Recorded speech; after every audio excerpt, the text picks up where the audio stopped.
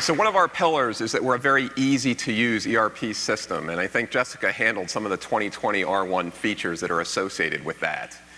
In yesterday's keynote, you heard Power Storage Solutions talk about how they brought a whole bunch of disparate systems under one Acumatica umbrella, which leads to the connected workplace discussion that we're about to show here. So in 2020 R1, we've made a number of enhancements to the connections for the connected workplace so that a complex organization can work together seamlessly to deliver information, whether they're in the office, out in the field, or wherever they might be. So in this example, we're going to set up a demonstration where we have multiple people involved. We're going to start with a marketing person. That's me. Jessica's going to be our salesperson.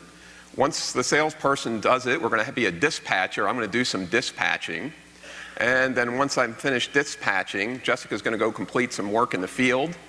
And if you're not busy of looking back and forth like a tennis table, I'm going to take it back and I'm going to make the payroll and pay Jessica for the work she did in the field. So all these things are going to happen seamlessly in this demonstration.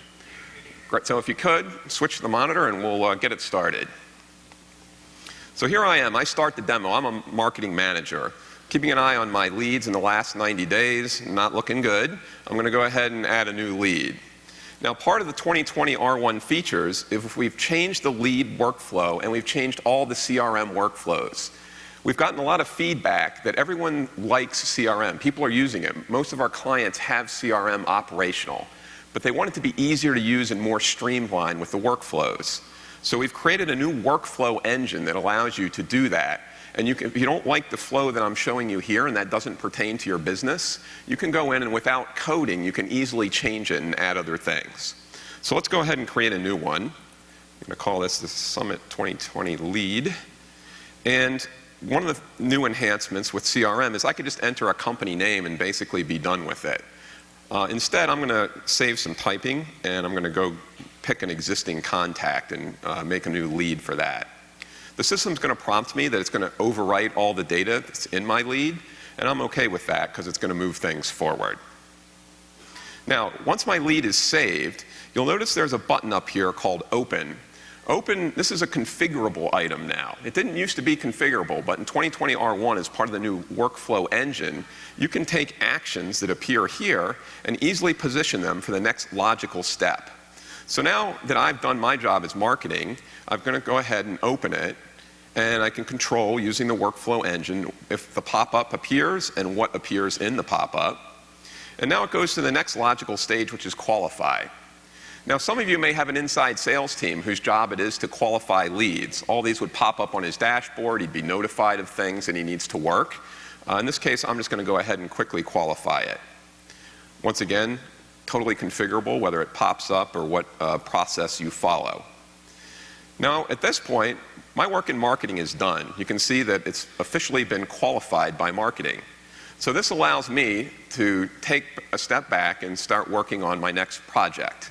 So I'm going to pass it back to Jessica, who's my salesperson, and see if she can take Sam Malone and move him ahead. Thank you, Doug. All right. And now, like Doug said, I am a salesperson, perhaps back at my office, maybe out in the field, but I'm always staying in the loop with what's going on inside of Acumatica, whether that be from a mobile device or from my laptop. So why don't we give my dashboard a refresh, see if I have any new leads in there, which I in fact do. I'll drill down and we'll check out what has come in from marketing today. And I in fact see that I have a brand new lead here that I have developed or that I have accepted from marketing. Marketing has qualified that lead for me, so I do know that this is something that I'm ready to move forward with. In that regard, if you notice this accept button right in the top, I will say that yes, I actually would like to take this lead. No need for me to reject it and send it somewhere else. And since I'm local, maybe I'll go stop by, see Sam, give him a call even if necessary. And he tells me that he is in fact interested in purchasing some equipment from us. It's going to be a pretty speedy project that needs to be completed, so we'll also have to get some installations scheduled for him right away here. Because I have this information now, I can use the CRM workflow in 2020 R1 to immediately convert this lead to an opportunity. Like Doug mentioned, if there's additional steps in your workflow process, we can certainly modify that for you.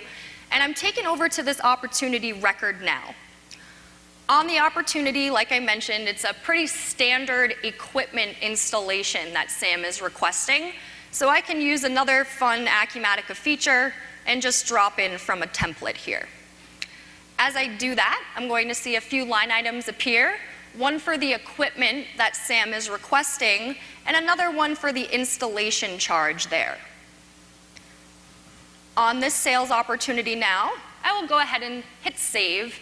And at this point, just to recap, we've started with a lead from the marketing team. They qualified it for us, sent it over to sales, and sales now, because they understand they need to go out and actually perform this service, can send it directly over to the service and the technicians team. To do that, I will go up to my actions, and I'm going to say that I would like to create a service order. All of these workflows inside of Acumatica, completely connected and seamless.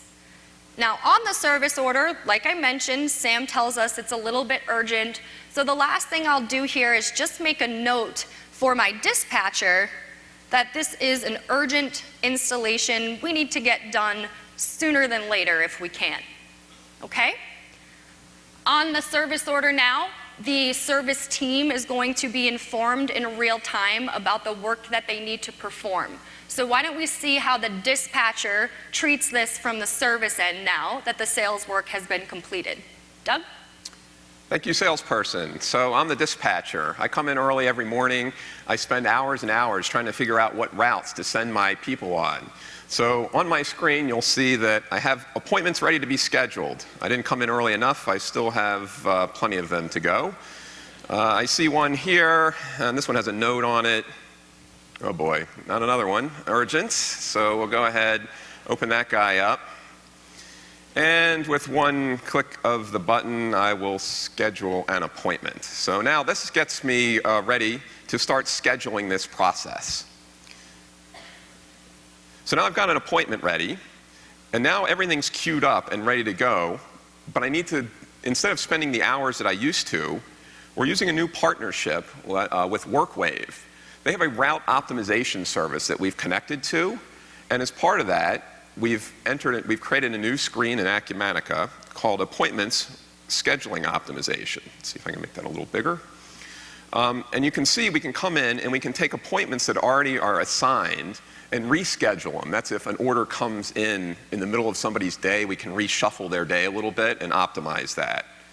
The other thing is we can take all the daily unassigned appointments, including that new urgent one that just came in, and we can schedule them.